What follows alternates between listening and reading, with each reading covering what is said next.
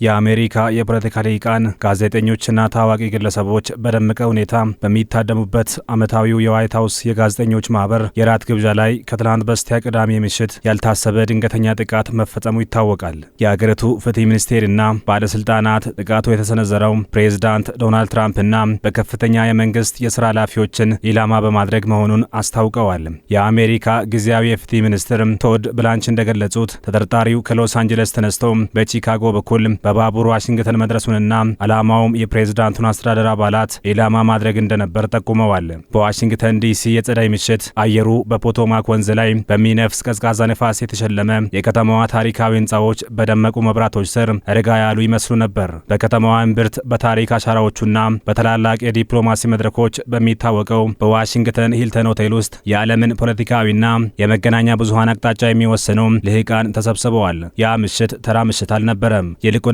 የአሜሪካ ፖለቲካዊ ሊቃን ጋዜጠኞችና የሆሊውድ ኮከቦች በአንድ ጥላ ስር የሚሰበሰቡበት ዓመታዊው የዋይት ሀውስ ጋዜጠኞች ማህበር የራት ግብዣ ምሽት ነበር። አዳራሹ በውድ የፈረንሳይ ሽቶዎች መዓዛ ታውዷል። የወርቅ ክር ያለባቸው ጥቁር ልብሶችና ከሐር የተሰሩ ውብ የምሽት ቀሚሶች በክሪስታል መብራቶች ስር እንደ አልማዝ ያንጸባርቁ ነበር። ፕሬዝዳንት ዶናልድ ትራምፕ ከቀዳማዊት እመቤት ሜላኒያ ትራምፕ ጋር ሆነው በመድረኩ ላይ በከፍተኛ ግርማ ሞገስ ተቀምጠዋል። ከእነርሱም ጎን የወደፊቱ የአገሪቱ የፖለቲካ ተስፋ ተደርገው የሚቆጠሩት ምክትል ፕሬዝዳንት ጄዲ ቫንስ ይታያሉ። ትራምፕ ከዚህ ቀደም ይህንን ዝግጅት የሐሰተኛ ዜና አውታሮች መሰብሰቢያ በማለት ሲያጣጥሉትና ሲያጥላሉት ቢቆዩም ዘንድሮ ግን ለመጀመሪያ ጊዜ በፕሬዝዳንትነት ክብራቸው መድረኩን ሞልተውት ነበር። ሆኖም ይህ የሰላም የሳቅና የቅንጦት ድባብ በቅጽበት ወደ ፍርሃትና የድንጋጤ ሲኦልነት ይቀየራል ብለው የገመተ አንድም ሰው አልነበረም። በአካባቢው ሰዓት አቆጣጠር 8 ሰዓት ከ35 በእኛ ደግሞ ከምሽቱ 2 ሰዓት ከ35 የአዳራሹን እርጋታ የሚንድ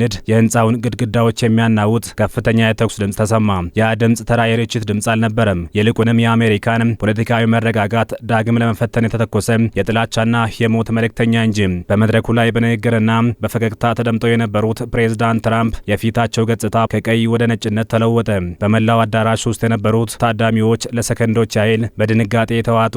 አየሩም በድንገት የቆመ መሰለ። ከዚያም መሬት ላይ ተኙ የሚሉ የደህንነት ሰራተኞች ድንገተኛ ጩኸቶች አዳራሹን ወረሱት። የዓለምን ፖለቲካ የሚዘውሩ ባለስልጣናት፣ የሚኒስትሮች ምክር ቤት አባላትና ስመጥር ጋዜጠኞች ለክብራቸውም ሆነ ለውብ ልብሶቻቸው ሳይሳሱም ከየጠረጴዛው ስር ተደፉ።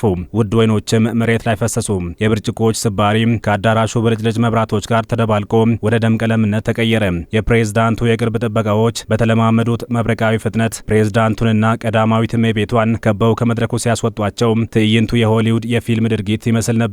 አንዳንዶቹ ጥበቃዎች የካቢኔ አባላትን መሬት ላይ በማስተኛት በገዛ ሰውነታቸው ሊጋርዷቸው ሲሞክሩ፣ ሌሎቹ ደግሞ የጦር መሳሪያቸውን መዘው አዳራሹን በንቃት ይቃኙ ነበር። በአዳራሹ ውስጥ የነበረው ድንጋጤ ወደ ወኔ የተቀየረባቸው አንዳንድ ደጋፊዎች ግን ዩኤስኤ ዩኤስኤ እያሉ ሲጮሁ ተሰምተዋል። ይህ ትርምስ በሆቴሉ ውስጥ ለረጅም ደቂቃዎች የነገሰ ሲሆን ጥበቃዎቹ ታዳሚዎቹን በድንገተኛ መውጫዎች ማስወጣት ጀመሩ። የዲፕሎማሲው ድግስ ወደ መቃብር አፋፍነት የተቀየረበት ያ ቅጽበት በአሜሪካ ታሪክ ውስጥ ጥቁር ጠባሳ ሆኖ ተመዝግቧል። የደህንነት ኃይሎች ጥቃቱን የሰነዘረውን ግለሰብ በቁጥጥር ስር ካዋሉ በኋላ የዓለም መገናኛ ብዙሃን አይን በአንድ ግለሰብ ላይ አረፈ። ይህ ሰው የ31 ዓመቱ የካሊፎርኒያ ነዋሪ ኮል ቶማስ አለን ነው። ይህ ግለሰብ ማን ነው የሚለው ጥያቄ የብዙዎችን ቀልብ ስቧል።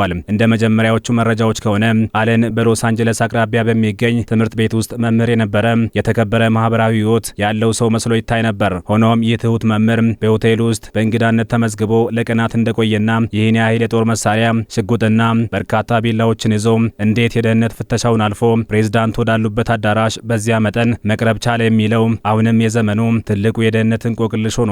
ፕሬዝዳንት ትራምፕ ከጥቃቱ በኋላ በነጩ ቤተ መንግስት በሰጡት ጋዜጣዊ መግለጫ ግለሰቡ ብቸኛ ተኩላ ሳይሆን ከበስተጀርባው ሌላ ኃይል ሊኖር እንደሚችል በቁጭት ተናግረዋል። በሆቴሉ የተዘረጋው የክትትል ካሜራ እንደሚያሳየው ተጠርጣሪው ከደህንነት ፍተሻው በ46 ሜትር ርቀት ገደማ ላይ በፍጥነት እየሮጠ ሲመጣ የጥበቃ አባላቱን ክፉኛ አስደንግጧቸው ነበር። የደህንነት ኃይሎች ግለሰቡን ከመድረኩ በፊት ሊያስቆሙት መቻላቸው ከፍተኛ እልቂትን አስቀርቷል። ይህ ግለሰብ በምን አይነት ርዕዮተ ዓለም እንደተመራና የጥቃቱ ግብ ምን እንደነበር በዝርዝር የተመረመረ ይገኛል። ይህ ክስተት የተፈጸመበት የዋሽንግተን